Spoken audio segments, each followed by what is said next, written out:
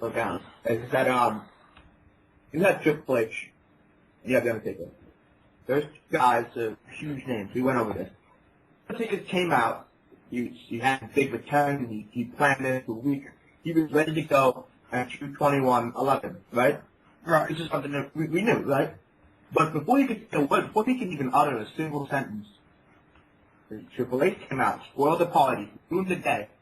I think that they can build this realistically without any interference from anybody else. They said, Triple H came out and said, you know what, I waited a long time for this. I waited for you to come back because I want to avenge my friend Shawn Michaels loss. I want to avenge his career. And if they could put everything else on hold, it's like one match, one WrestleMania match, put every other feud on hold because this is fully. Oh yeah, I do agree with that. But I'll still say we've got to play a bit of a waiting game here, Jay. It's one of those manias where we've got to wait for it to happen. We can always try guessing what's going to happen next, but it's Mania season, so curveballs happen. Yeah, you said it. You said it the best. You really did. We have pretty much 5 weeks left of WrestleMania season, and it can go any way. We could wake up next morning and realize, look at the spoilers on some kind of dirt sheet website and see that Diesel came back and challenged, the Big Show for a match. We can wake up the next day and read SmackDown spoiler that, Chris has been added in the World Heavyweight Championship match. There's a lot of ways they can take this WrestleMania to make it bigger and better than it was the day before. And this is why we love the WrestleMania season, because it is just so unexpected. And it's just, we take an idea and they just pile onto the idea, and so it makes it something that we really want to see. That's why I just love WrestleMania season, You touched on Christian, Edge, and Del Rio. Yeah. I think that is going to be one of the best matches, because I reckon they are going to do it. Why else would Christian I come out? completely agree with you. I agree with you 100%. I think that's going to be one of the things where we're just going to wait, and hopefully Vince will pull the trigger on Christian. I'm not saying he's got to win the match. I think Del Rio's earned his spot and he needs the belt. Del Rio needs the belt just to get that glass ceiling smashed. But I do think the 3 of them will put on a Mania match.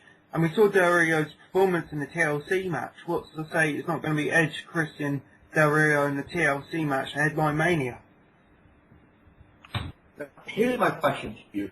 What has it been about Christian that Vince McMahon had not wanted to promote in the event? What is it about him that turns Vince McMahon off?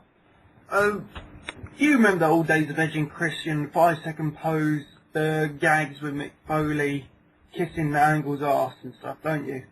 Yeah. Vince views Christian like that. He views that Christian with the weird vest, the long hair, the greasy look. He doesn't view what we perceive to be a world champion material. I think it was then it said most, Christian could be a transitional champion, but he could never be a full-time world heavyweight champion. His TNA reign was good, don't get me wrong, but it doesn't have that oomph you have when say Taker's got it, or Undertaker, or Triple H's got it. Christian's in a league where you got better options. Regardless if we like it or not, there is better options for the titles. That's the thing, and I think Vince looks at it like that. There is better options on the card.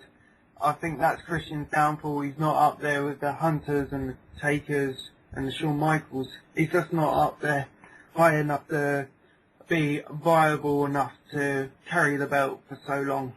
I think that's what it is at the end of the day. When you say that, it reminds me a little bit like Jeff Hardy. They had the same upbringing, the same career, pretty much, the same TNA title run. They had him. I think Hardy's a different case completely. Excuse the joke there, but the thing with Hardy was, how over was he? Let's face it. He was a lot more over than Christian.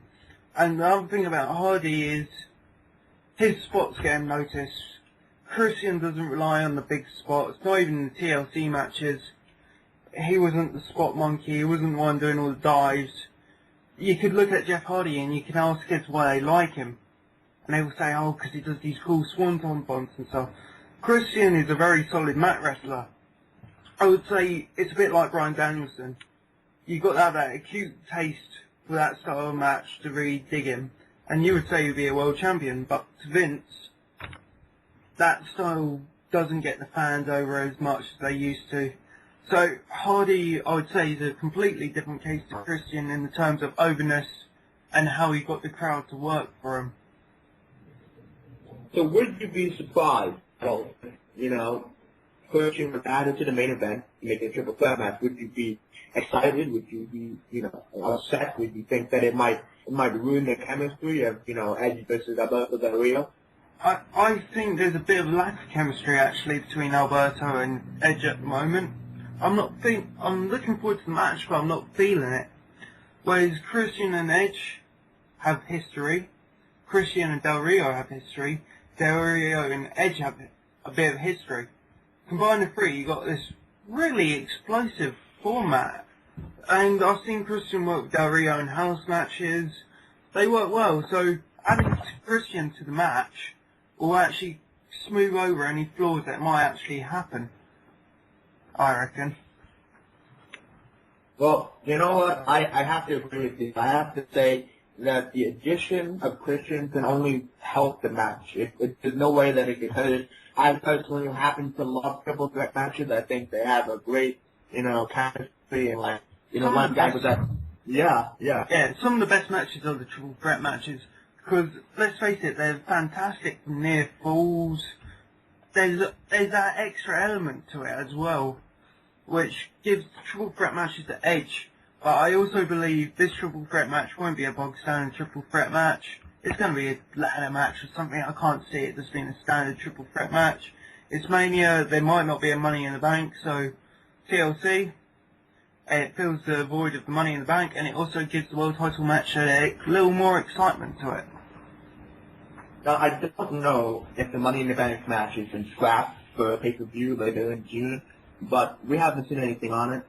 There's 5 weeks left. There's 5 shows left. We have no idea what's going to happen. Well, 10 shows, actually. 10? Well, you include SmackDown? Yeah. Okay, okay. It's fine. 10 shows to go to Money in the Bank. It could happen. There's no doubt in my mind they can do it in 1 show or 2 shows. 4 guys Raw, 4 guys from SmackDown. 5 matches, they're in. Match is done. Oh yeah, it's an easy thing to build. I think Vince is wavering on it. I think he will look at the card and will say, do we need the Money in the Bank? Because remember, Money in the Bank is the platform. Right now, my vote is yes. Right now, they're missing something. There needs to be a Money in the Bank match because it's a stable. It's one of the most exciting parts of WrestleMania. Why would you eliminate that from the card? I think the Money in the Bank was made to fill the TLC void. After the Triangle Ladder match and the TLC match, the next few Manias, albeit were good in their own rights, missed the excitement of a ladder match. If you think about it, right now, about 5 years down the road, it's become like a tradition.